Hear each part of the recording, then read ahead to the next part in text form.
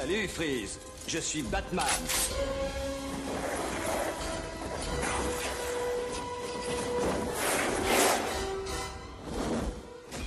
Et oui, Batman n'a pas toujours été le Chevalier Noir.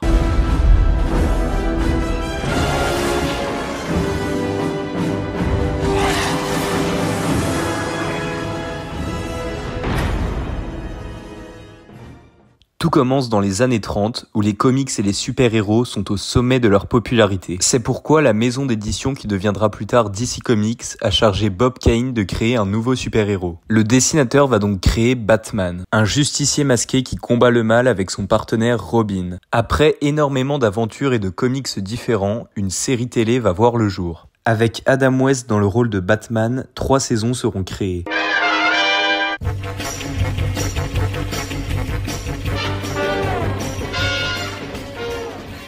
Une fois la série terminée, le projet d'un film est envisagé. Mais cette fois, quelque chose de plus sombre et de plus sérieux. Et c'est en partie grâce au film Superman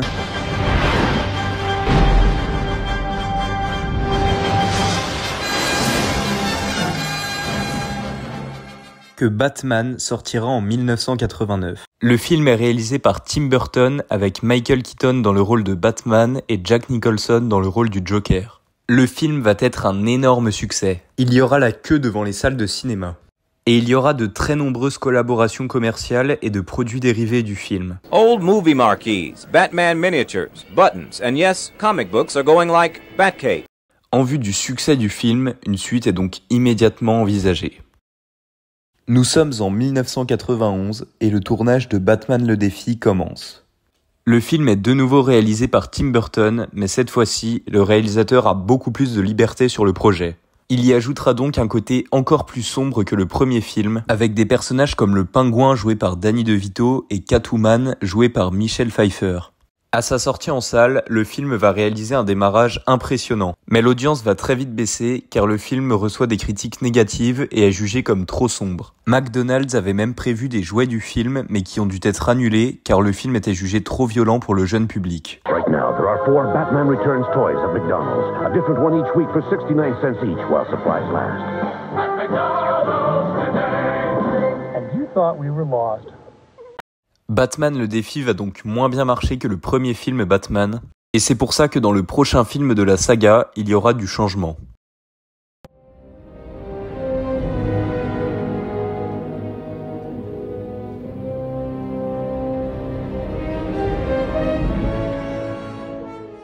Cette fois-ci réalisé par Joel Schumacher et produit par Tim Burton, l'objectif de ce 3e film Batman était de s'éloigner de l'ambiance sombre des précédents films en proposant un film plus coloré et plus fun.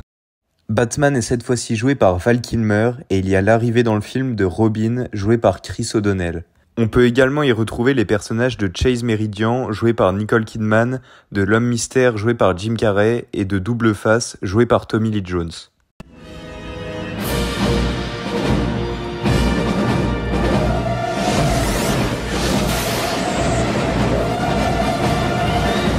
Le film est donc bien différent des 2 précédents de par son côté coloré et de son humour très présent tout au long du film.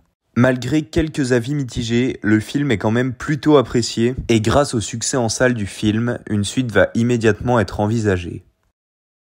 Nous sommes en 1996 et le tournage de Batman et Robin commence. Mais alors, comment le film est-il passé d'un des films les plus attendus à l'un des plus critiqués et détestés de tous les temps ? Après le succès en salle de Batman Forever, le 4e opus de la saga est très attendu par les fans. C'est pourquoi Joel Schumacher sera de retour pour réaliser le film. Avec un casting impressionnant, George Clooney en Batman, Arnold Schwarzenegger en Mr. Freeze, Uma Thurman en Poison Ivy, Alicia Silverstone en Batgirl et Chris O'Donnell en Robin. Le film est un blockbuster qui a coûté 125 millions de dollars, écrit par Akiva Goldsman, qui était déjà le scénariste de Batman Forever. Le film raconte l'histoire de Batman et Robin qui doivent combattre un nouveau méchant, Mr. Freeze, un scientifique qui cherche à voler des diamants pour alimenter son armure et sauver sa femme malade. Ils devront également affronter Poison Ivy et Bane qui feront équipe avec Freeze. Et il y aura également l'arrivée dans le film de Barbara, la nièce d'Alfred, qui deviendra Batgirl. Ensemble, ils devront combattre les 3 méchants pour empêcher Gotham d'être congelé par Mr. Freeze. Mais alors, pourquoi le film a tant été détesté ? Déjà, le réalisateur Joel Schumacher voulait que le film soit un hommage à la série de 1966. Il voulait que ce soit un film fun pour toute la famille où on ne s'ennuie pas. En résumé, il voulait que le film soit un genre de cartoon en prise de vue réelle. Il disait même aux acteurs sur le tournage avant qu'ils tournent que ce n'était qu'un cartoon et que ce n'était pas sérieux.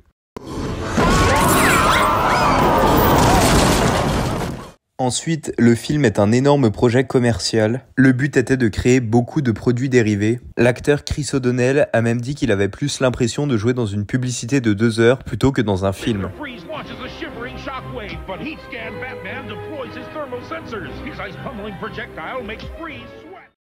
À sa sortie en salle, le film va réaliser un plutôt bon démarrage, mais va être très mal reçu par la critique et donc l'audience va très vite baisser. Les spectateurs trouvent le film ringard et kitsch. Le côté très coloré et les effets lumineux tout au long du film sont très critiqués. Les répliques de Mr. Freeze qui ne sont quasiment que des jeux de mots avec la glace également. Et ce côté cartoon que l'on retrouve tout au long du film ne plaît pas tellement au public.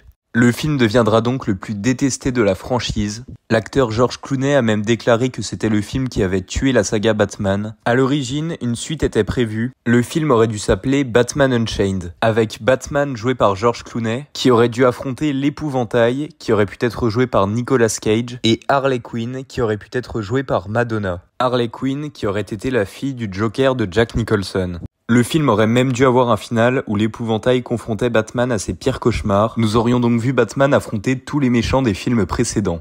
Mais comme Batman et Robin a été très mal reçu par la critique, le film sera finalement annulé. Pour résumer, Batman et Robin est un film très coloré où la plupart des répliques ne sont que des jeux de mots, avec un côté très cartoon jugé kitsch par le public. Les effets spéciaux sont également jugés ridicules et peu crédibles, même s'ils étaient supervisés par John Dykstra, qui a notamment travaillé sur Star Wars Un Nouvel Espoir, et est l'un des fondateurs d'Industrial Light and Magic, le studio d'effets spéciaux de George Lucas. Au niveau du scénario, les critiques disent que le film manque de développement et qu'il y a trop de personnages, et certaines scènes sont même incohérentes. Un autre défaut du film, les méchants ne sont pas vraiment pris au sérieux. À part quelques scènes où nous pouvons voir le côté tragique de Mr. Freeze, toutes les blagues et tous les jeux de mots font perdre aux méchants toute leur crédibilité.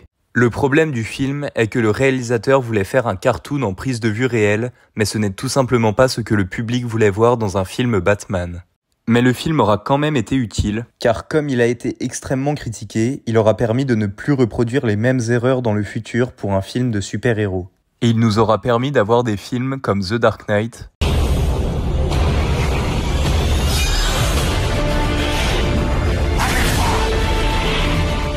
qui est probablement le meilleur film de Batman. Comme quoi, derrière certains échecs, se cache la naissance des plus grandes réussites.